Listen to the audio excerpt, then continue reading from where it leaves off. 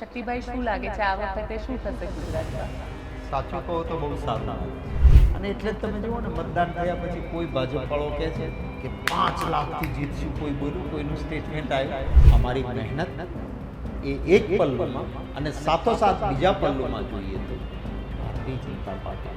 બીજી તરફ ભાજપના કાર્યકર્તાને લાગ્યું કે કાલ સુધી અમને ગાળો આપતા, અમારા નેતાને રંગા બિલ્લા કહેતા, એને અમારા ખભે બેસાડીને એના માટે મત માંગવા જવાનું, એ આવે એને ટિકિટ મળે તો અમારે શું ખુરશીઓને ગાભા મારવાના? તો પછી પરેશ ધાનાણી અચાનક પિક્ચરમાં ક્યાંથી આવે છે? પરેશ ધાનાણી ચૂંટણી લડવાની ના પાડી રહ્યા હતા. પરેશ ધાનાણીએ 6 મહિના પહેલા મને કીધું કે મારે આ વખતની ચૂંટણી અમરેલી કે ક્યાંયથી લડવી નહીં.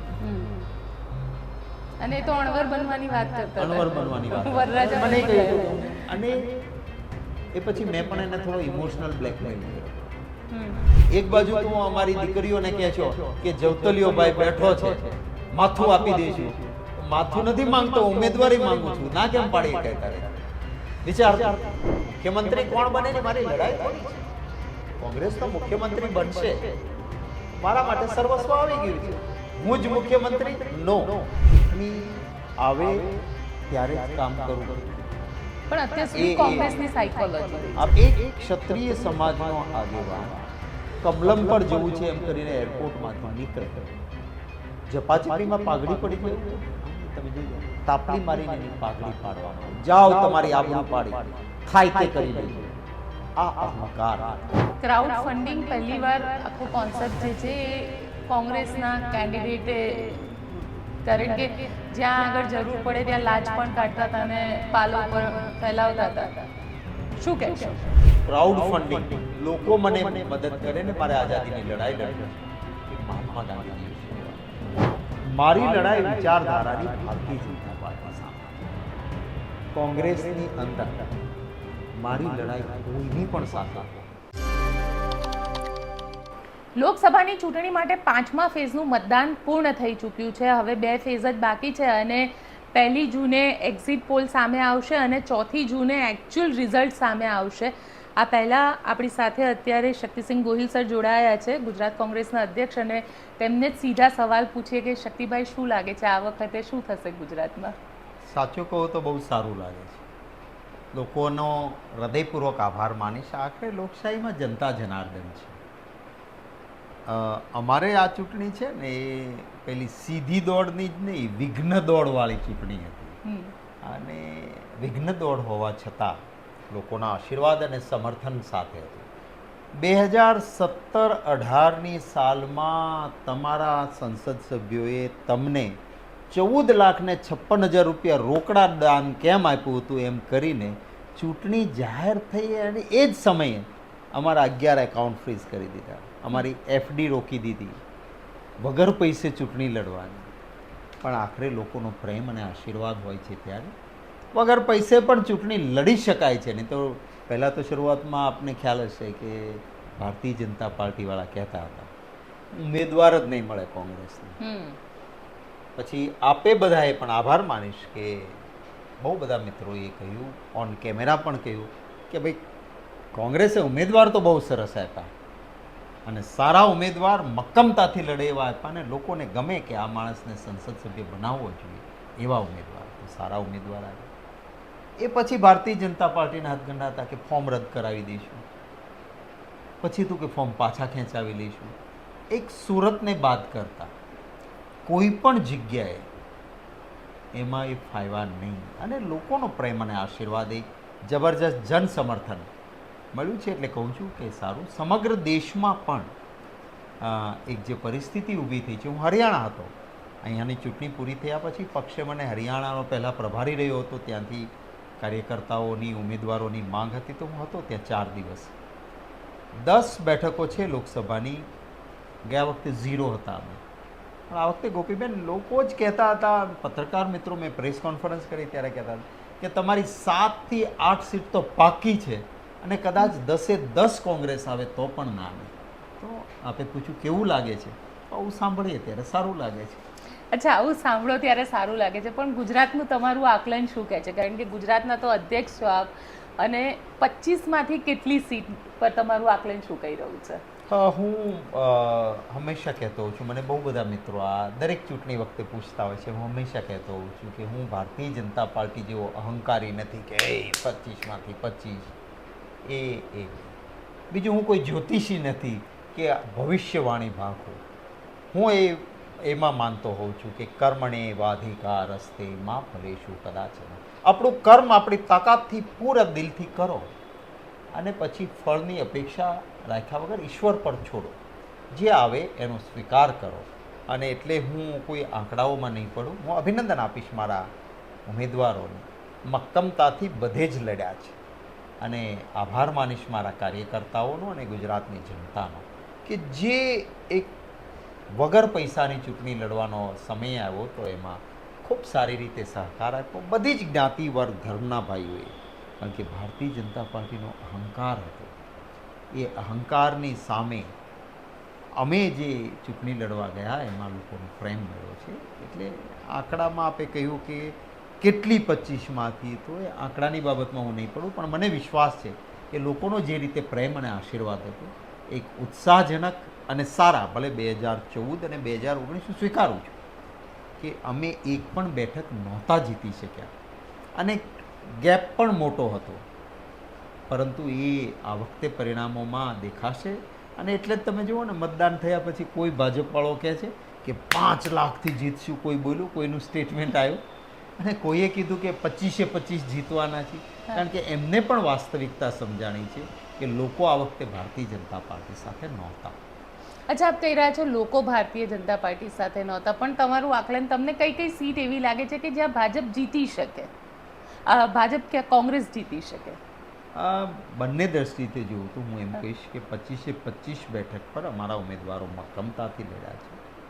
અને ત્યારે આ ભાજપ જીતી જશે કે આ કોંગ્રેસ જીતી જશે એવું નહીં, એ જનતા જનાર્દનનો નિર્ણય હોય છે. આપણે ઘણા વખત છે ને આંકલન મૂકતા છે. હું 2014માં જ્યારે અબડાસા લડવા ગયો ચૂંટણી, ત્યારે બધા જ એમ કહેતા હતા કે આત્મહત્યા કરો છો, તમે ક્યાં 400 કિલોમીટર દૂર જઈને શું જીતવાના, ન જવાય. મારી ચૂંટણી પૂરી થયા પછી લાંબો સમય બાકી હતો આ વખતની જેમ, કારણ કે આપણે ચૂંટણી થઈ ગયેલી સંસદની સાથોસાથ હતી, લાંબો સમય બાકી હતો અને ત્યારે બધા જ આંકલન કરતા હતા કે ના, અબડાસા જીતાય નહીં. આઈબીનો રિપોર્ટ પણ ના પાડે, સટ્ટા બજાર પણ ના પાડે, પણ મતગણતરી થઈ તો હું અબડાસાથી જીત્યો હતો. એટલે હું એમાં માનતો જ નથી કે કોઈ આંકલન કરીને હું કહી દઉં કે ના, આ સીટ આ જ જીતશે ને આ સીટ આ જ જીતશે. રાહ જોવી પડે, બહુ દૂર નથી. પણ તમારે કયા એવા કેન્ડિડેટ હતા જે ખૂબ સારી ચૂંટણી લડ્યા? 25-25 તમે જુઓ, કોઈ પણ કેન્ડિડેટ એક પણ તમને એવો નહીં લાગે. અમારે કચ્છમાં મારો લાલન લડતો તો યુવાન દીકરો છે, યુવક કોંગ્રેસનો છોકરો છે, અને તમે જુઓ એની સ્પીચ સાંભળો, એ લોકોની વચ્ચે ગયો, જનતાએ એને હાથોહાથ ઉપાડીને, નહીંતર અમારી બહુ માઇનસવાળી સીટ ગણાતી હોય છે. અને હું પોતે પણ ત્યાં એનું ફોર્મ ભરાયું ત્યારે ગયો તો એક જબર પ્રકારનો જુસ્સો હતો. એટલે કોઈ સીટ પર અમારો ઉમેદવાર નથી લડ્યો એમ નહીં કહી શકીએ. બધી જ સીટો પર મક્કમતાથી અમારા ઉમેદવારો લડ્યા છે. અચ્છા, તમારા ઉમેદવારો મક્કમતાથી લડ્યા છે, પણ 2014 અને 2019 આ બંનેની કમ્પેરિઝનમાં આ વખતની ચૂંટણી કેમ થોડી અલગ લાગી રહી છે? કારણ કે ક્યાંક તમને એવું લાગી રહ્યું છે કે કોંગ્રેસ ખૂબ સારું પરફોર્મન્સ કરી રહી છે કે ક્યાંક ભારતીય જનતા પાર્ટી પોતાનો મુદ્દો સેટ નથી કરી શકી રહી? બંને બાબતો છે. એક, 2014માં પહેલી વખત ગુજરાતના વ્યક્તિ પ્રાઇમ મિનિસ્ટરિયલ કેન્ડિડેટ ડિક્લેર થયા, એટલે સ્વાભાવિક રીતે એની વેવ, એની હવા હોય. પંજાબમાંથી જ્યારે મનમોહનસિંહજીને 2009માં કોંગ્રેસે કહ્યું કે આ વખતે મનમોહનસિંહજી જ વડાપ્રધાન છે અને ફરી એ જ બનશે, તો પંજાબ સ્વીપ થયું હતું. બધી જ સીટોમાં જબરજસ્ત પરિણામ કોંગ્રેસની ફેવરમાં આવ્યું હતું. એમ 2014માં એ વાતાવરણ. 2019માં આપને યાદ હશે કે વડાપ્રધાન શ્રી અહીંયા આવ્યા ત્યારે એમણે કહ્યું હતું કે 5 વર્ષ તો શીખવામાં ગયા છે, તમારો દીકરો છું, ભૂલ કોનાથી નથી થતી, બીજા 5 વર્ષ આપો એટલે બધું સમૂહસૂત્ર ઉતરી જશે. લોકોએ બીજા 5 વર્ષ આપ્યા, હવે 10 વર્ષ થયા. અને દસકા પછી દેશના વડાપ્રધાન શ્રી એ ભાજપના નથી, મારા પણ વડાપ્રધાન છે. એ 10 વર્ષ પછી જ્યારે મત માંગવા આવે ત્યારે એમણે એમના કરેલા કામના નામે મત માંગવા જોઈએ ને. એ પદ ઉપરથી બેઠેલી વ્યક્તિ એમ કે કોંગ્રેસ આવશે તો 2 ભેંસમાંથી 1 ભેંસ લઈ જશે. આ શબ્દો એમણે વાપરવા પડે. આ બોખલાહટ નહીં તો શું કહું. સુરેન્દ્રનગરમાં એમ કે તમારા નરેન્દ્રભાઈ એક એવી ગાડી શોધીને આપ્યાના છે કે હવે તમે સુરેન્દ્રનગરથી ચા પીવા અમદાવાદ જશો અને પાછા આવશો અને 200 કિલોમીટરની મુસાફરીમાં 1 રૂપિયાનો ખર્ચ. કોઈ દુનિયાનો વૈજ્ઞાનિક આ નથી કહેતો કે આવી કાર શોધી શકાય. તમે સોલારવાળી લો, તમે ઇલેક્ટ્રિકલ કાર લો તો એની પેનલ, બેટરી અને એનો ખર્ચ એ તો લાગે ને લાગે જ. 0 ખર્ચથી 200 કિલોમીટરની યાત્રા. આવી વાતો એમણે કરવી પડી એ તમે જોઈ શકો છો કે એમણે ભૂતકાળમાં જે વાતો કરી હતી, કાળું ધન પાછું આવે, 15 લાખ એકાઉન્ટમાં આવે. હું તો કોંગ્રેસી છું ના આવ્યા હોય, તમારા એકાઉન્ટમાં આવ્યા 15 લાખ? આવી વાતો. મોંઘવારી નાબૂદ થશે, થઈ નાબૂદ. 1 સર મારા સિપાહીનું જશે, 20 સર દુશ્મનના કાપીને લાવીશ. ચાઇનાની બોર્ડર ઉપર દેશના 20 જવાનો શહીદ થયા. ચાઇનાના એક સિપાહીને ખાલી એક ખરોચ પણ કરી શકે આપણે, એનો વાળ પણ વાંકો કરી શકાય. એટલે એ બધી વાતો છોડીને પછી રાહુલ ગાંધીને ગાળો આપવાની, કોંગ્રેસને ગાળો આપવાની, આ રાજકારણમાં આ ખુરશી પર, પ્રધાનમંત્રીશ્રીની ખુરશી પર જવાહરલાલ નહેરુજી, પંડિત જવાહરલાલ નહેરુજીથી લઈને મનમોહનસિંહજી સુધી જે કોઈ આવ્યા, ભાજપના પણ વડાપ્રધાન શ્રી આવ્યા, અટલ બિહારી વાજપેયી હતા, કોઈએ પણ એક ખુરશી ઉપરથી એક હદથી નીચે વાત નથી. મને દુઃખ થાય કારણ કે મારા પણ આજના વડાપ્રધાન શ્રી એ મારા પણ વડાપ્રધાન છે અને મારા ગુજરાતના છે. ત્યારે એ કેટલીક વાતો કરતા હતા. હું આપને કહીશ કે જ્યારે દેશ આઝાદ થયો, આપણો દેશ આઝાદ થયો ત્યારે અંગ્રેજોએ જેટલું ઝેર રેડાય ને એટલું આપણા દેશમાં રેડ્યું. ધર્મના નામે, પ્રાંતના નામે, ભાષાના નામે, જાતિના નામે અનેક પ્રકારે ભાગલા પાડવાને, ઝેર રેડવાનું કામ કર્યું. દેશને લૂંટાય એટલો લૂંટીને ગયા. અને જ્યારે સરકાર આઝાદી પછી પહેલી બની ત્યારે આ દેશમાં સોયનું જે નાકું અંદરનું બનાવવાનું હોય ને, જેમાં ધાગો પોરવીએ, દોરો પોરવીએ, એ સોયનું નાકું અહીંયા નહોતું બનતું, વિદેશ મોકલવું પડતું હતું કે આ આપણા ત્યાં નહીં થાય. આપણા દેશમાં ખાવા માટે ધાન નહીં, અમેરિકાથી લાલ કલરના ઘઉં આવતા, જે ત્યાં જનાવરને ખવડાવતા, એને PL 480 ઘઉં કહેતા. એ ઘઉં બનતા હતા. અને કોંગ્રેસની સત્તા આવી. કોંગ્રેસે એમ ન કહ્યું કે આ તો ખાડા કરીને અંગ્રેજો ગયા છે, દેશને લૂંટીને ગયા છીએ, અમે શું કરીએ, ટાઈમ બહુ જોઈશે. ના, કોંગ્રેસે અંગ્રેજોને દોષ દેવાની બદલે વાસ્તવિકતાનો સ્વીકાર કરીને એટલી મહેનત કરી કે જ્યાં સોયનું નાકું નહોતું બનતું ત્યાં મોટા હવાઈ જહાજ બનવા માંડ્યા. જ્યાં ઘઉં બહારથી લાવવા પડતા હતા ત્યાં આપણે ધાન એક્સપોર્ટ કરવા માંડ્યા. હરિત ક્રાંતિ કરીને આપી, શ્વેત ક્રાંતિ કરીને આપી કે દૂધના આપણે ત્યાં ભંડારો ઊભા રહે. અને બીજાને દોષ નહીં. જ્યારે ભારતીય જનતા પાર્ટી 10 વર્ષ પછી હજી પણ ખાડા કરીને કોંગ્રેસ ગઈ છે, પંડિત જવાહરલાલ નહેરુની આ ભૂલ હતી, તો લોકો છે ને એ આ વખતે સ્વીકારતા નથી. અને પરિણામે તમે કહ્યું 2014 અને 2019 કરતાં જુદી પરિસ્થિતિ થવાનું કારણ આ કારણ. બીજું એમણે કહ્યું હતું કે સ્વચ્છ સરકાર, ભ્રષ્ટાચાર મુક્ત. ભલું થજો સુપ્રીમ કોર્ટનું કે સુપ્રીમ કોર્ટના જજ સાહેબોની બનેલી સંવિધાનિક બેન્ચે જજમેન્ટ આપ્યું કે આ ઇલેક્ટોરલ બોન્ડની માહિતી બહાર પાડો. અને લોકોને સાબિત થઈ ગયું કે ભય મુક્ત ભ્રષ્ટાચાર એ ભાજપે કર્યો છે.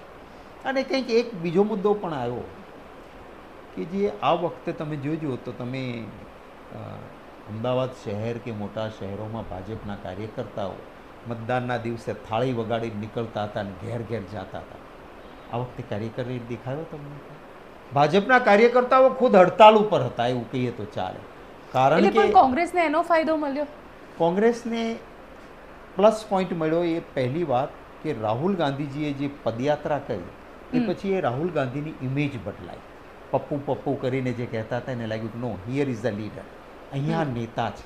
એટલે રાહુલ ગાંધી જે પપ્પુ ઇમેજ ક્રિએટ કરવામાં આવી એમાંથી બહાર આવ્યા. બીજી વસ્તુ, અમારો 5 ન્યાય ને 25 ગેરંટી એને લોકોએ સ્વીકારી. કોંગ્રેસનો ટ્રેક રેકોર્ડ પાછળનો જોયો કે કોંગ્રેસ બોલે છે કરીને આપે છે. સામે ભારતીય જનતા પાર્ટીએ જે વાતો કરી હતી એમાં ફેલ રહી.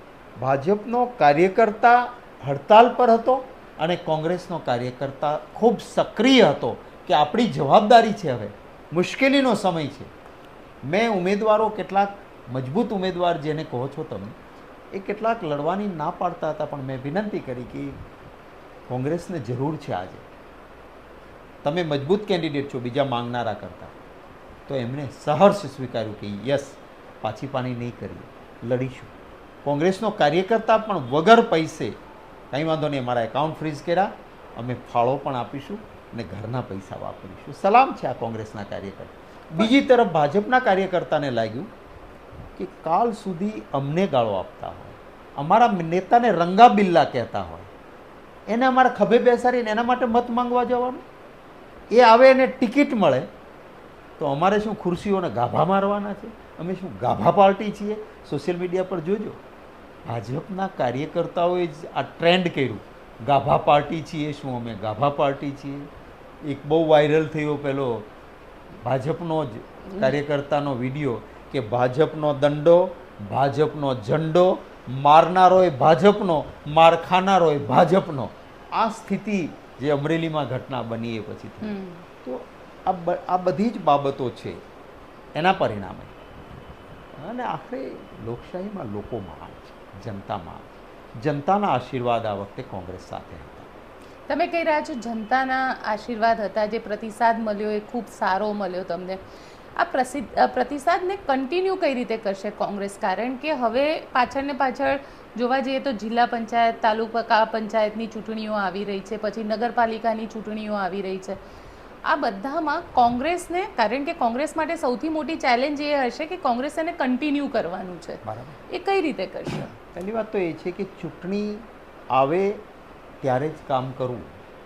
પણ અત્યાર સુધી કોંગ્રેસની સાયકોલોજી રહી છે. આપે જોયું છે કે મને અહીંથી હરિયાણા મોકલ્યો હતો. હું કુરુક્ષેત્રમાં હરિયાણામાં હતો અને અહીંયા મારા વર્કિંગ પ્રેસિડેન્ટ લલિતભાઈ કગથરાના દીકરાના મૂર્તિનું અનાવરણ કરવાનું હતું. તો હું કુરુક્ષેત્રથી દિલ્હી આવ્યો, દિલ્હીથી રાજકોટ લેન્ડ થયો, રાજકોટથી પડધરી ગયો. બીજો દિવસ મારો હતો તો મેં રાજકોટ શહેર અને જિલ્લાના કાર્યકર્તાઓ સાથે સંવાદ કર્યો કે મતગણતરી થાય ત્યાં સુધી બેસી નથી રહેવાનું, આપણે આગળનું કામ શરૂ કરવાનું છે. એ કામ શરૂ કર્યું. ત્યાંથી હું ભાવનગર ગયો તો સવારમાં જિલ્લાના કાર્યકર્તાઓ સાથે સ્નેહ ભોજન સાથે મિટિંગ કરી, સાંજે શહેર કોંગ્રેસના કાર્યકર્તાઓ સાથે. ને આપ જોશો સોશિયલ મીડિયામાં ખૂબ સારી સંખ્યામાં કાર્યકર્તાઓ, અમારો હોલ નાનો પડે, ખુરશી નાની પડે અને કાર્યકર્તાઓ આવ્યા છે. એટલે એક આ સતત પ્રક્રિયા અમારે ચાલુ રાખવી છે. અને લોક પ્રશ્નો માટે આજે સ્માર્ટ મીટરના નામે ભારતીય જનતા પાર્ટી લોકોને લૂંટવા નીકળી છે. તો મારી ફરજ છે કે મતદાન પૂરું થઈ ગયું છે એટલે નહીં, લોક પ્રશ્નો છે તો એમનો અવાજ મારે બનવાનું છે. તો આ મુદ્દો મેં ઉઠાવ્યો છે. જરૂર પડશે રોડ ઉપર કોંગ્રેસ લોકોની સાથે ઉતરશે કે ના, સ્માર્ટ મીટર શાના માટે તમે મૂકો છો ભાઈ? ઓપ્શન હોવું જોઈએ ને. કોઈ પણ તમે એમ કહો છો કે આ ગ્રાહકના હિતમાં છે, તો મારું હિત છે કે નહીં એ નક્કી કરવાનો અધિકાર મને છે, બીજા કોઈને નહીં. તો મને સ્માર્ટ મીટર જોઈશે, ફાયદાકારક છે, હું લઉં. મને નથી ગમતું તો હું જૂનું મીટર રાખીશ. જે છે એ માત્ર માન્યતાઓને ફાયદો કરાવવા માટે લોકોને લૂંટ ચલાવવાની. તમારા હાથમાં પેન છે, તમે ખરીદ કરો તો તમે જીએસટી ભરો, પણ તમે ભવિષ્યમાં ખરીદવાના હો તો આજે એડવાન્સ જીએસટી આનો કોઈ માંગે તો કાયદાની રીતે પણ વ્યાજબી નથી. હવે સ્માર્ટ મીટરમાં શું કે પ્રીપેડ, એટલે તમે આવતા મહિને વીજળી વાપરવાના છો, એનો એડવાન્સ ટેક્સ પણ જીએસટી આજે ભરો. કઈ રીતની વાત કરે છે આ સરકાર? અને મોટા ઉદ્યોગપતિઓને માલામાલ કરો છો તમે. મૂકો ને ત્યાં સ્માર્ટ મીટર. ઘરગથ્થુ વપરાતી વીજળી, ટોટલ વપરાશ વીજળીની ટકાવારીમાં નહીવત છે, પણ તમારા મોટા મગરમચ્છોને ત્યાં સ્માર્ટ મીટર મૂકો, બરાબર છે. અમારી સરકાર હતી રાજસ્થાનમાં, મધ્યમ વર્ગને પોસાય એવી વીજળી મફત આપતી હતી. કરો ને ભાઈ, ગુજરાત તો પ્રગતિશીલ છે. 200 યુનિટ મધ્યમ વર્ગ વાપરે ત્યાં સુધી વીજળીનું બિલ નહીં. દિલ્હીમાં સરકાર ચાલે છે, બીજી અમારી સરકાર ચાલે છે, છત્તીસગઢમાં અમારી સરકાર હતી. તો અમે માફ આપતા હતા વીજળીના યુનિટ, કેમ નથી કરતા? તો આવા મુદ્દે તમારી વાત સાચી છે કે માત્ર ચૂંટણી સમયે સક્રિય નહીં રહી, સતત પ્રક્રિયા છે. કાલે મારા ઉમેદવારો અને જિલ્લા કોંગ્રેસ સમિતિના પ્રમુખશ્રીઓ સાથે આગળના દિવસના આયોજન માટેની મારા ઇન્ચાર્જ જનરલ સેક્રેટરી મુકુલ વાસનિકજી પણ આવશે. અમે કાલે એની સતત ચર્ચાઓ કરીશું, આગળના આયોજનનું પ્લાન કરીશું, કરતા રહીશું. અચ્છા, આયોજનનું પ્લાન કરશો તમે, અને કોંગ્રેસ હવે એક્ટિવ થતી હોય એવું લાગે છે, પણ તમને એવું લાગે છે કે આ જે કોંગ્રેસ એક્ટિવ થઈ કે કોંગ્રેસ ચાર્જ થઈ, એમાં પુરુષોત્તમ રૂપાલાના નિવેદનનો ફાળો કેટલો? ભારતીય જનતા પાર્ટીના અહંકારનો બહુ મોટો ફાળો. જે કોંગ્રેસને લોકોના આશીર્વાદ મળ્યા એમાં કોંગ્રેસનો સકારાત્મક એજન્ડા, અમારી મહેનત એ એક પલ્લુમાં, અને સાથોસાથ બીજા પલ્લુમાં જોઈએ તો ભારતીય જનતા પાર્ટીનો અહંકાર. લોકશાહીમાં શું હોય ગોપીબેન? લોકશાહીનો પાયાનો સિદ્ધાંત એ છે કે જનતા સાથે સંવાદ કરો, સંઘર્ષ નહીં. સત્તાની ફરજ છે કે જનતાનો અવાજ સાંભળો. આપણે ભલે તો રાજાશાહી હતી, રામ રાજ્ય આજે વખાણે છે, શું કામ? કારણ કે એ ભલે લોકશાહી નહોતી તો પણ રાજા વેશ પલટો કરીને જનતાની વચ્ચે જતા હતા કે હું રાજા છું, સીધું મને કોઈ નહીં કહી શકે. તો વેશ પલટો કરીને લોકોની વચ્ચે જતા હતા કે મારી જનતા શું બોલે છે. અને જે સીતા મૈયા કે સતી હતા એને કોઈ પરીક્ષાની જરૂર નહીં, એના પર શક થઈ ન શકે. અને જે સીતા મૈયા માટે લંકા ધ્વંસ કરી હતી, એમના જ વિશે એક જનતાના વ્યક્તિનો ઝૂંપડામાંથી અવાજ આવે તો એ સીતા મૈયાને જંગલમાં મૂકવા જાય. આ રામ રાજ્ય. અને અહીંયા શું પાટીદાર આંદોલન થયું, કેમ સરકારે સંવાદ ન કર્યો? 14 પાટીદારના દીકરા શહીદ ન થવું પડ્યું હોય, સંવાદ કર્યો હોત. ઉનામાં દલિતોનું આંદોલન થયું, કરવો જોઈએ ને સંવાદ, શું કામ સંઘર્ષ કર્યો? ડુંગળી પકવતા ખેડૂતો ભાવનગર જિલ્લામાં અને બીજા જિલ્લામાં રોડ પર આવ્યા કે સાહેબ આ તમારી નીતિ નિકાસબંધીની અમને નુકસાન કરે છે. સંવાદ નહીં કરો, લાઠીઓ ચલાવી એમના સાથે.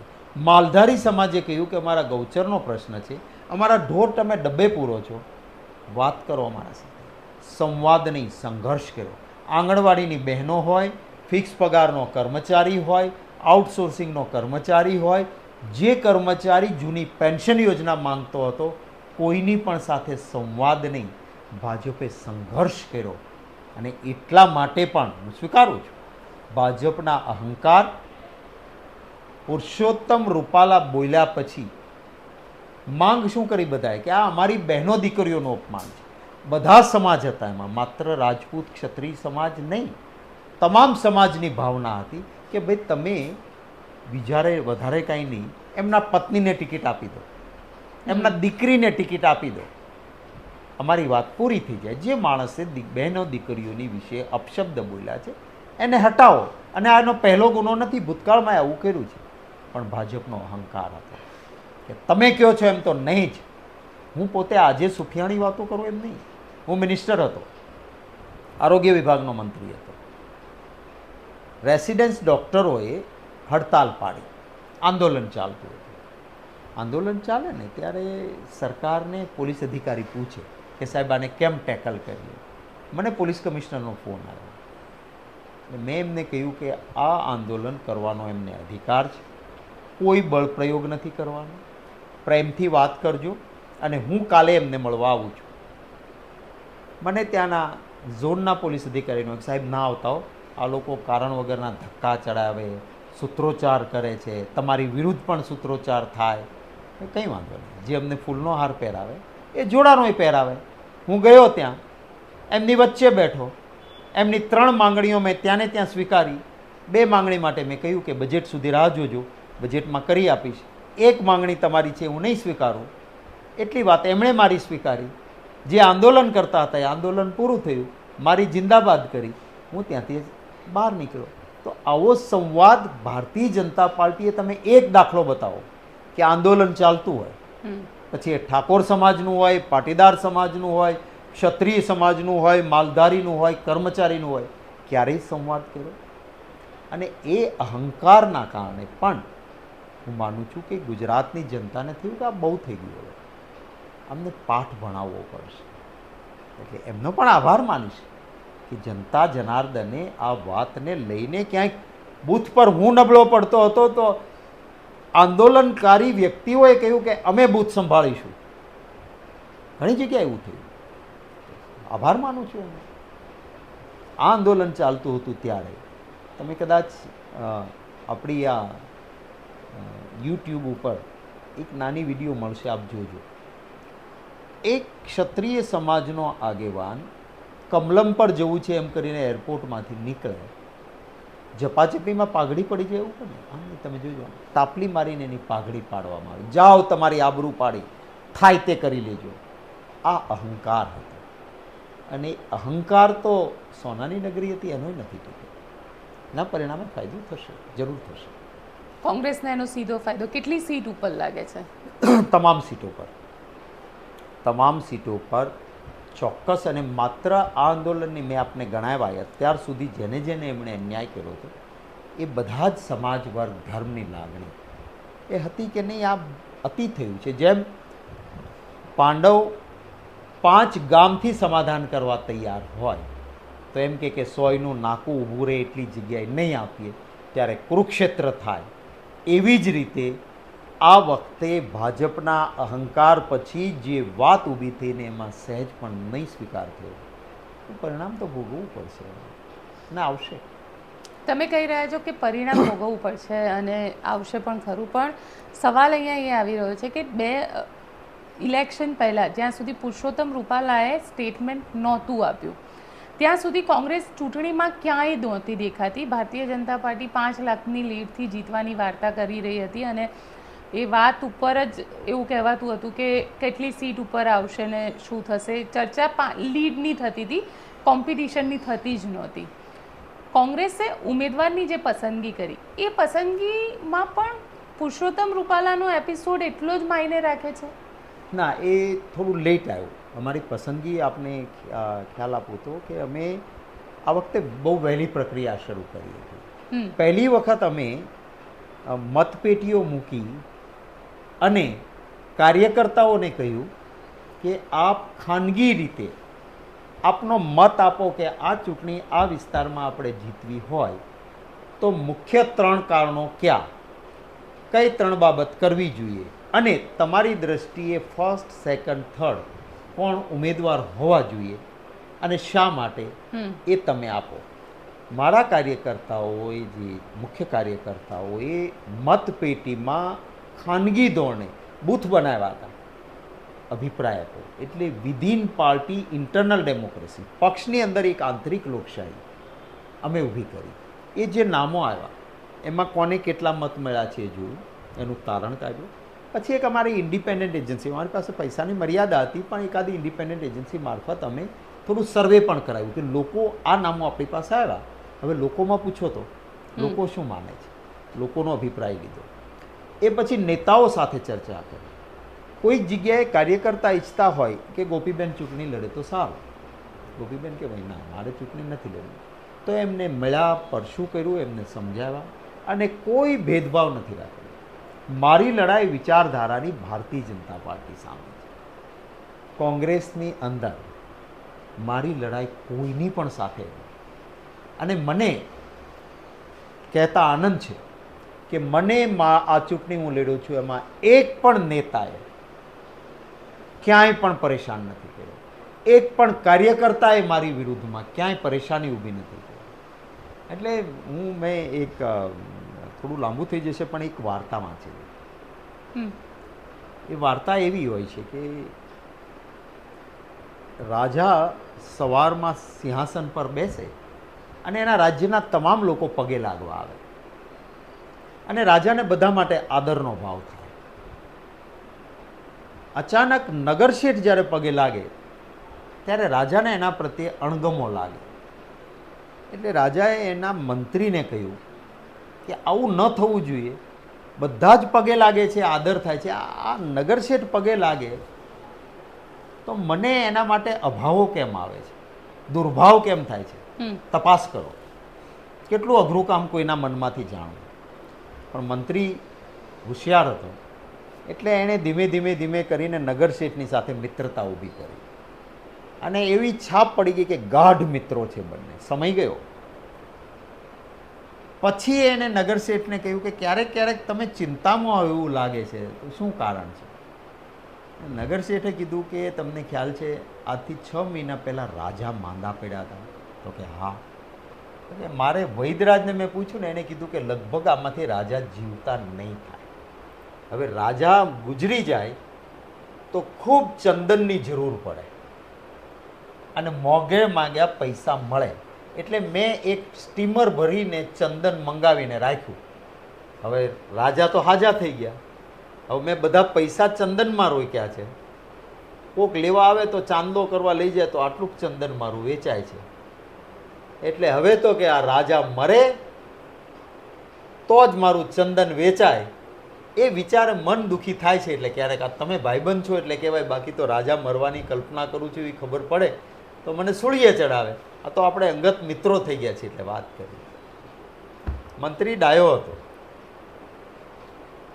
આવો ઉનાળાનો સમય આવતો હતો એટલે રાજાએ કહ્યું કે ગરમી બહુ વધી છે. તો હા, પણ આપણે જો ચંદનનો એક મહેલ બનાવીએ તો આપણને ગરમી ઓછી લાગે અને તાત્કાલિક બની શકે. પણ કે અત્યારે તાત્કાલિક ચંદન તો કે એ વ્યવસ્થા હું કરીશ.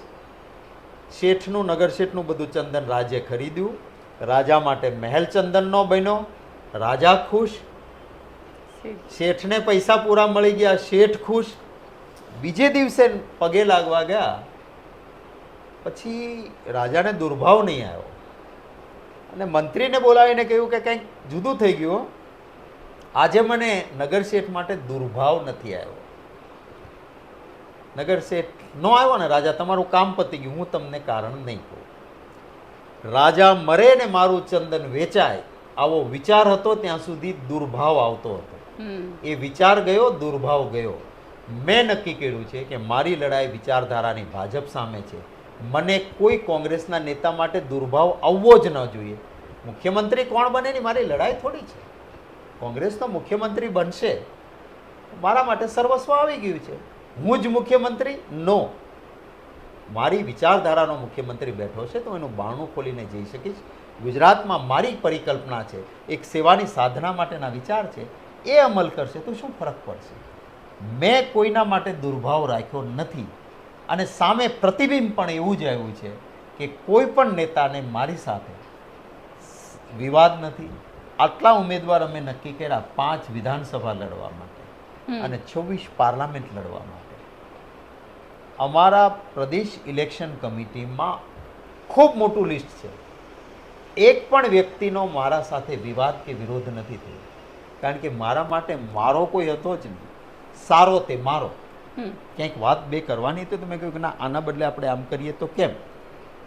મેં મારા કારણો આપ્યા, એમને કારણો આપ્યા. ક્યાંક એમની વાત મેં સ્વીકારી, ક્યાંક મારી વાત બીજા નેતાએ સ્વીકારી, તો સર્વસંમતિ સધાવી. તો પછી પરેશ ધાનાની અચાનક પિક્ચરમાં ક્યાંથી આવે છે? પરેશ ધાનાની ચૂંટણી લડવાની ના પાડી રહ્યા હતા, હીરા જોટવાનું નામ અચાનક સામે આવ્યું. જામનગરના તમારા ઉમેદવાર જે હતા જેવી, એમનું નામ પણ અચાનક સામે આવ્યું અને આ જે 3 સીટ હતી એ 3 સીટે સૌરાષ્ટ્રની અંદર એક આખું સરપ્રાઈઝ આપી દીધું લોકોને. મતદાન પૂરું થઈ ગયું. રણનીતિ કહો તો આ રણનીતિ પણ હતી. રણનીતિ એ રીતે હતી, પહેલું જે મેં આપને કહ્યું કે રાજકોટના ઉમેદવારની બાબતમાં મારા પાસે ઉમેદવારો હતા. હું પોતે રાજકોટ ગયેલો ઉમેદવાર જાહેર કરતા પહેલા. એ જ દિવસે રૂપાલાનું આ નિવેદન આવેલું. હજી શરૂઆત થઈ હતી, પહેલો જ દિવસ. આગલે રાત્રે ભજનમાં એ બોલ્યા, તમે તારીખ જોશો તો બીજે દિવસે હું રાજકોટમાં હતો અને રાજકોટના કાર્યકર્તાઓ સાથે મેં મિટિંગ કરેલી. એ વખતે 5-6 વ્યક્તિઓ માંગણીદારો હતા. શહેર કોંગ્રેસના આગેવાનો સાથે શહેર સમિતિમાં મિટિંગ કરી અને ચર્ચાના અંતે મેં એવું કહ્યું કે ઉમેદવાર હું બેસીને ત્યાં નક્કી કરું એમ નહીં. અહીંયા તમારા 2 નિરીક્ષકો છે, ભીખુભાઈ વારોતરિયા અને પુંજાભાઈ વંશ, બંને હાજર છે. જેટલો સમય તમારે જે કહેવું હોય અમને બંનેને કહો. આવતીકાલે જિલ્લાના લોકોને બોલાવો, એમની સાથે પણ વાત કરો અને આ બંને વ્યક્તિઓ કોણ હોવું જોઈએ એનો રિપોર્ટ મને આપે, એ પછી હું વિચારણા કરીશ. એ દરમિયાન અનેક લોકો સાથે મેં વાત કરી કે શું કરી શકાય. બધાનું કહેવાનું એવું હતું કે લેઉવા પટેલ સાઇઝેબલ વોટ્સ છે અહીંયા, અને લેઉવા પટેલ ઉમેદવાર આવે અને એમાં પણ જો પરેશ ધાનાણી આવશે તો યુવાન છે, એનર્જેટિક છે, લોકોને ગમે છે, આવશે તો સારું રહેશે. એટલે આ ચર્ચા તરત એ જ વખતે થઈ ગઈ હતી જ્યારે પુરુષોત્તમ રૂપાલાનું પુરુષોત્તમ નિવેદન રૂપાલા આવ્યું હતું. એ સમય ચર્ચા થઈ, નિવેદનના બીજે જ દિવસે. એ પછી પુંજાભાઈ વંશ અને ભીખુભાઈ વારોતરિયા ત્યાં બેસે છે, આખો દિવસ શહેરને સાંભળે છે, બીજે દિવસે એ લોકો આખા જિલ્લાને સાંભળે છે, અને એ પછી એ બંને જણા સાથે મેં ખૂબ લંબાણથી ચર્ચા કરી, એમને લેખિત રિપોર્ટ મોકલ્યો કે ઉમેદવારો છે, પણ બધાની વાત એક સર્વસંમતિ છે કે પરેશ ધાનાણી લડાઈ આપી શકે એવું બીજું કોઈ ના આપી શકે. ને પરેશ ધાનાણી લડતા હોય તો ફર્સ્ટ પ્રેફરન્સ પરેશ ધાનાણી, પરેશ ધાનાણી ના આવે તો અમારું આ નામ, અમારું આ નામ, અમારું આ નામ, એ 5 નામ. પણ એ 5 નામ આપનારની એક વાત કોમન હતી કે પરેશ ધાનાણી આવે તો સારું. ઓકે. એટલા માટે એ નામ ઊભું થયું. પરેશ ધાનાણીએ 6 મહિના પહેલાં મને કહ્યું હતું કે મારે આ વખતની ચૂંટણી અમરેલી કે ક્યાંયથી લડવી નથી, અને એ તો અણવર બનવાની વાત કરતા હતા. અણવર બનવાની વાત વરરાજા મને બની કહ્યું ગયા. હતું કે હું, અને એ પછી મેં પણ એને થોડો ઇમોશનલ બ્લેકમેલ કર્યો, કારણ કે એને એક નિવેદન કર્યું હતું જ્યારે ક્ષત્રિય સમાજની દીકરીઓએ કહ્યું કે અમારે જોહાર કરવાની વાત, ત્યારે એને કહ્યું હતું કે આ ન વિચારો, હું તમારો જવતલિયા ભાઈ હજી તમારા જીવતા છે. અને સૌરાષ્ટ્રની આપણા વડીલોએ પૂર્વજોએ કરેલી પરંપરા ગોપીબેન છે ને સામાજિક સમરસતા માટેની, આ તો આપણે આજે ભૂલતા જઈએ છીએ, કેટલી અદ્ભુત બનાવેલી છે સામાજિક સમરસતા. ક્ષત્રિય છે એ વરરાજો પરણવા ન જાય, કારણ કે વરરાજો જાય ને આખી જાન જાય તો રાજ્ય રેઢું રહે, અને જો હુમલો દુશ્મનો કરે તો રાજ્ય મુશ્કેલીમાં આવે. એટલે વરરાજા તરીકે જાન લઈને ક્ષત્રિય નહીં જવાનું, એમની વેલ જાય, 5 જણા જાય, એક બહેન સાથે જાય અથવા 11 જણા જાય, અને 2 બહેનો સાથે ગઈ હોય, તલવાર લઈને ગઈ હોય, એ દીકરીને લઈને આવે અને વેલ લઈને આવ્યા કહેવાય. અને એ વેલ આવે ત્યારે ગામમાં કોઈક એનું પિયરનું સ્થાન જેવું વ્યક્તિ કહેવું જોઈએ, જે વેલ ભાઈ કહેવાય, એના ઘરે એ રોકાય. અને એ સામાન્ય રીતે કોઈ પણ વેલ આવે એ ક્ષત્રિયને ત્યાં એનો ઉતારો નહીં આપવાનો, પાટીદારને ત્યાં આપે અથવા બીજી જ્ઞાતિને ત્યાં. હું આજે મારા ફાધરના લગ્ન થયા તો અમારા મધરની વેલ આવી તો અમારું મોતીસરિયા કુટુંબ છે, પટેલ કુટુંબ છે, એને ત્યાં રોકાયું હતું. આજે પણ મારા એ વસરામ મામા હોય કે રવજી મામા હોય, એ મારા મામા કરતાં મને વધારે નજીક લાગે, અને પટેલ ક્ષત્રિય વચ્ચેની આ આત્મીયતા રહે. ચાક પૂજવા જવાનું થાય તો કુંભાર ભાઈને ત્યાં, એક વિશ્વકર્મા સમાજ ભાઈને ત્યાં ચાક પૂજવા માટે જવું પડે લગ્ન પ્રસંગે, કે એ પરિવારને પણ તમે પરિવાર ગણો છો. આવી સામાજિક સમરસતા. એટલે પહેલાં જવતલિયો ભાઈ કીધું એમ એટલા માટે કે જ્યારે લગ્ન થાય ત્યારે જેને ત્યાં વેલ ઉતરી હોય એ લગ્ન ફેરા વખતે જવતલ હોમે, પહેલો ક્ષત્રિય આવેલો ભાઈ નહીં, આ ભાઈ જવતલ હોમે જે પાટીદાર હોય. એટલે મેં એને બ્લેકમેલ પણ કર્યો. મેં કીધું આવું કરવાનું પરેશ, એક બાજુ તું અમારી દીકરીઓને કહે છો કે જવતલિયો ભાઈ બેઠો છે, માથું આપી દઈશું. માથું નથી માંગતો, ઉમેદવારી માંગુ છું, ના કેમ પાડીએ કહેતા રહે, વિચારતું. એમ કરીને થોડું ઇમોશનલ પ્રેશર કર્યું. અને રાજકોટના જે કાર્યકર્તાઓ હતા એને મેં કીધું કે તમે બધાએ ભેગા થઈને કીધું કે ફર્સ્ટ પ્રેફરન્સ પરેશ ધાનાણી, જાઓ અમરેલી, બેહો એના ઘર સામે ઉપવાસ ઉપર ન માને તો કરો તમે આ. એટલે રાજકોટથી કોંગ્રેસના કાર્યકર્તાઓ બધી જ જ્ઞાતિના એના ઘરે પહોંચી ગયા. આ તરફથી મેં પણ ઇમોશનલ બ્લેકમેલિંગ કર્યું, અને પરેશભાઈ ધાનાણી લડવા ગયા.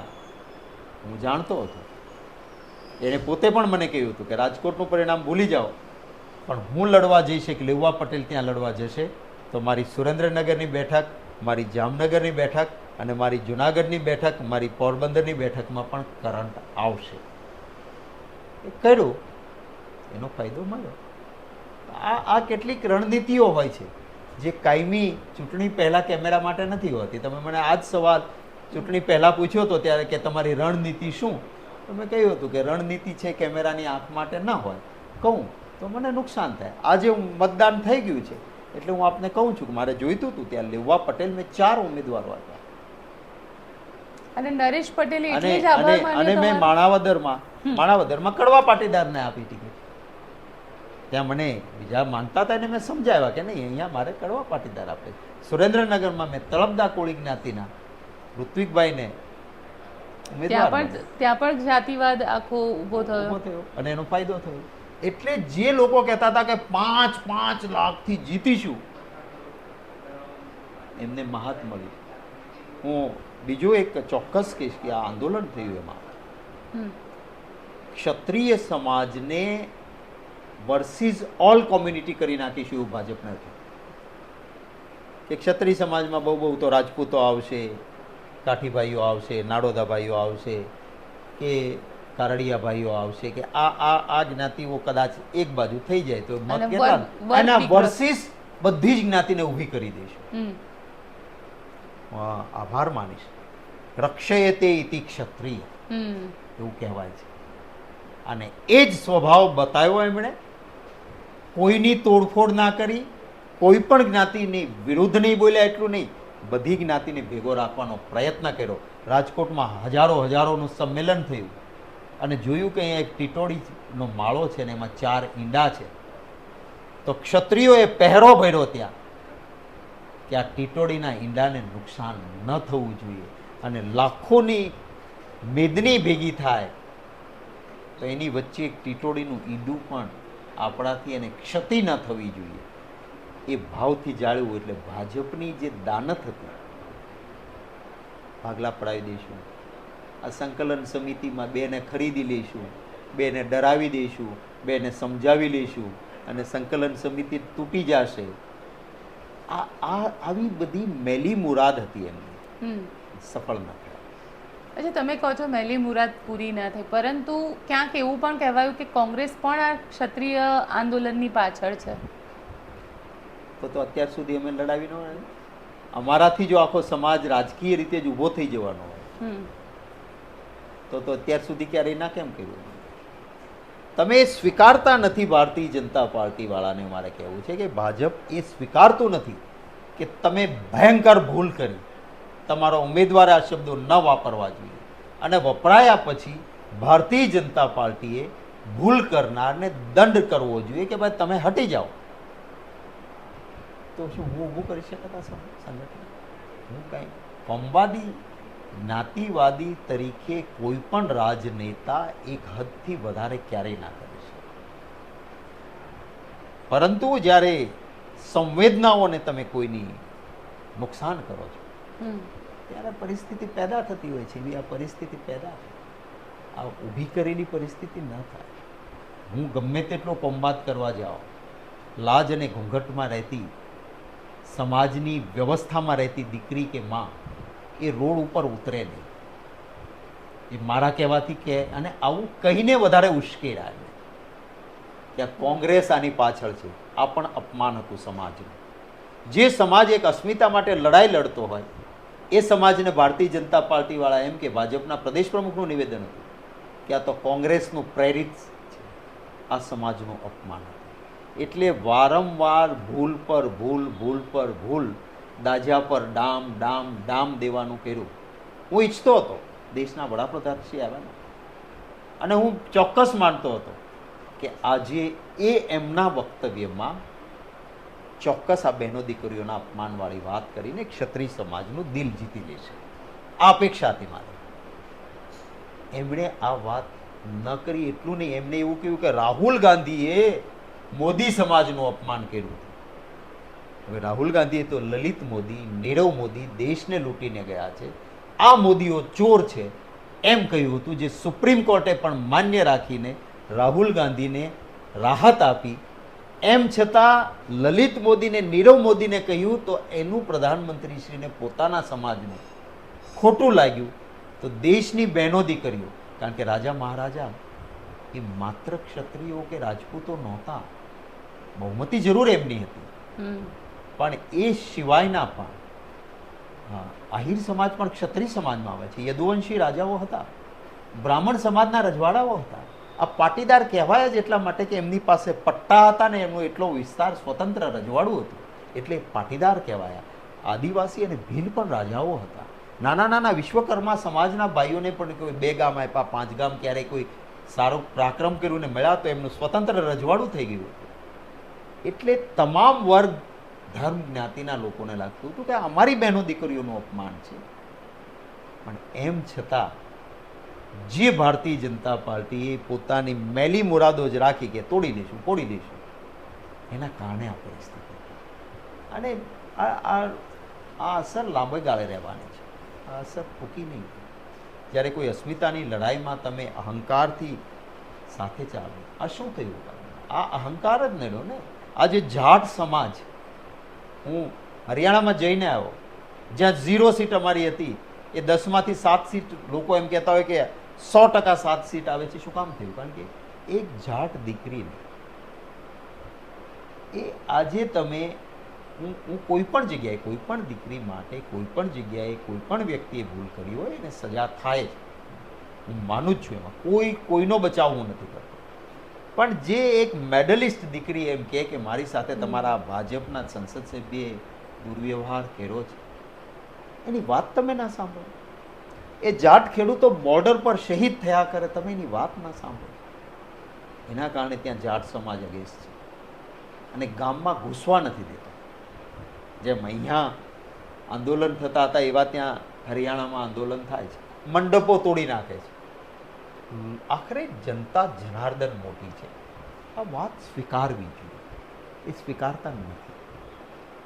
અચ્છા, સાથે તમારા બનાસકાંઠાના કેન્ડિડેટ ગેનીબેન ઠાકોર સતત ચર્ચામાં રહ્યા, ક્રાઉડ ફંડિંગથી આખું ઇલેક્શન લડ્યા. એટલે ગેનીબેનની સાથે પણ ઘણા બધા ઉમેદવારો હતા જે ક્રાઉડ ફંડિંગથી લડ્યા. અને ક્રાઉડ ફંડિંગ પહેલીવાર આખો કોન્સેપ્ટ જે છે એ કોંગ્રેસના કેન્ડિડેટે, કારણ કે જ્યાં આગળ જરૂર પડે ત્યાં લાજ પણ કાઢતા હતા અને પાલો પર ફેલાવતા હતા.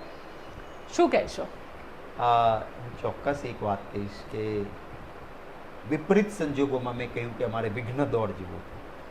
વિપરીત સંજોગોમાં ચૂંટણી લડતા હતા ત્યારે લોકોના એ આશીર્વાદ લોકોએ ક્રાઉડ ફંડિંગ એમણે માંગવાની બદલે લોકોએ આપવાનું શરૂ કર્યું, ત્યાંથી શરૂ થયું. અને આવી જ્યારે પરિસ્થિતિમાં લડવાનું હોય ત્યારે દુનિયાભરને, આ પહેલી વખત નહીં, મહાત્મા ગાંધીજીએ પહેલાં શીખવાડેલું.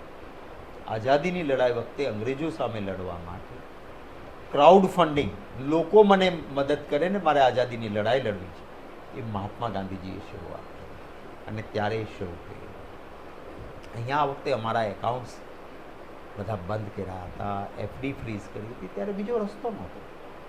અને મુશ્કેલીમાં ઉમેદવાર છે તો કાર્યકર્તાઓ પણ બહાર આવ્યા, લોકોએ પણ સામેથી સહાય કરી. અને હું સલામ કરીશ મારા ગુજરાતીઓને, ખૂબ પ્રેમ આપ્યો છે આપણે. હાર કે જીત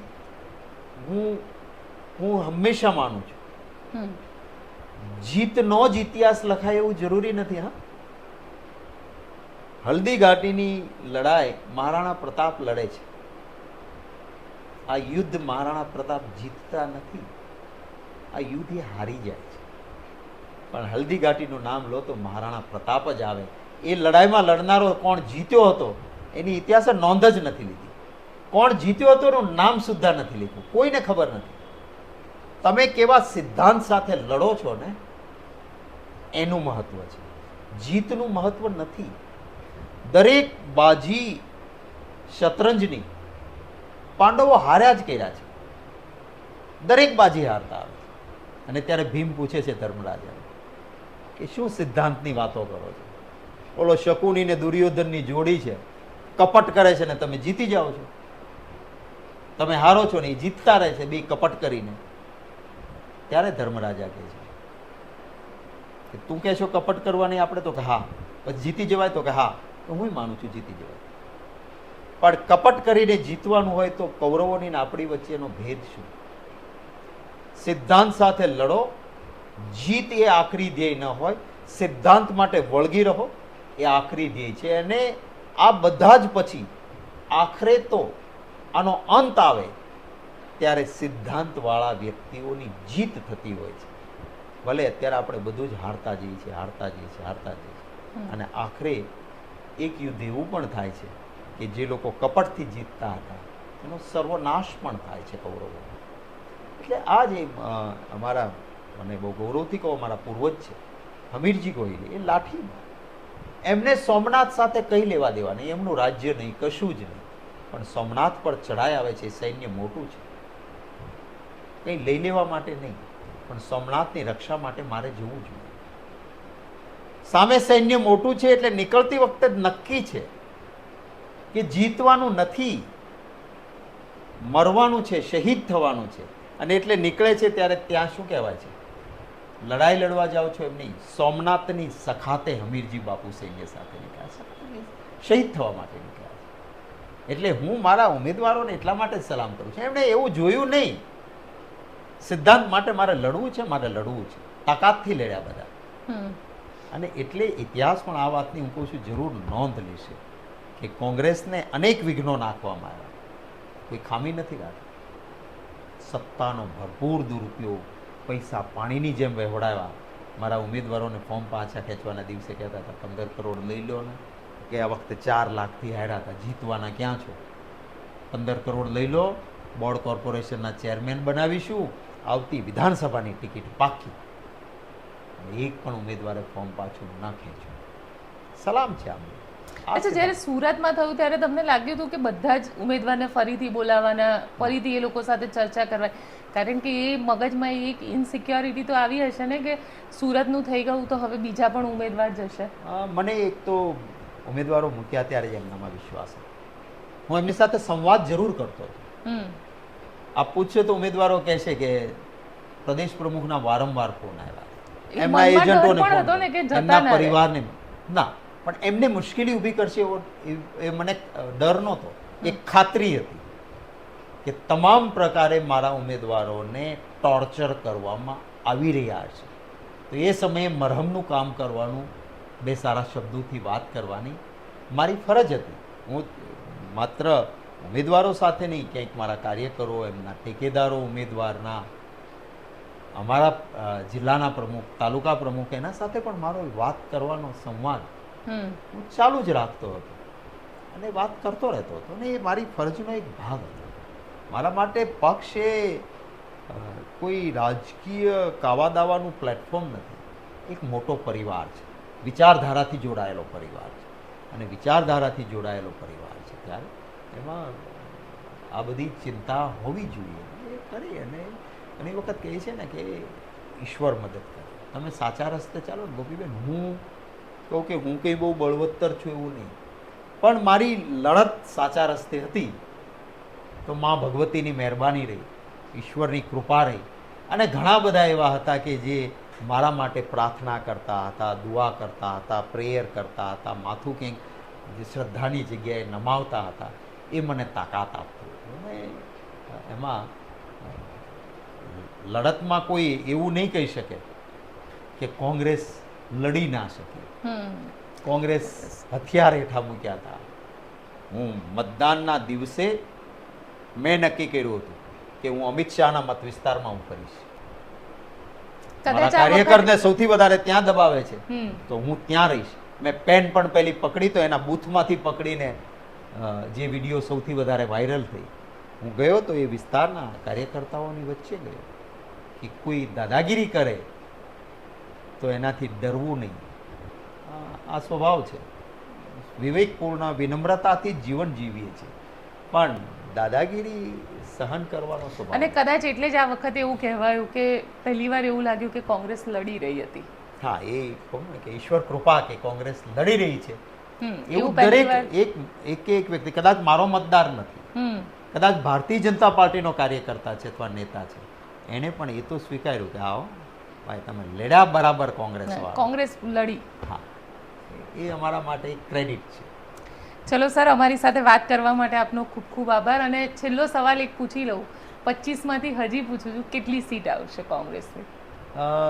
4મી તારીખે સાંજે કહીશું. ચાલો, તો આપ શું વિચારો છો? આપને શું લાગ્યું? આ રિપોર્ટ કેવો લાગ્યો? કોમેન્ટ બોક્સમાં ચોક્કસથી લખીને જણાવજો. અમારી ચેનલ નિર્ભય ન્યૂઝને લાઇક, શેર અને સબસ્ક્રાઇબ કરવાનું ભૂલશો નહીં.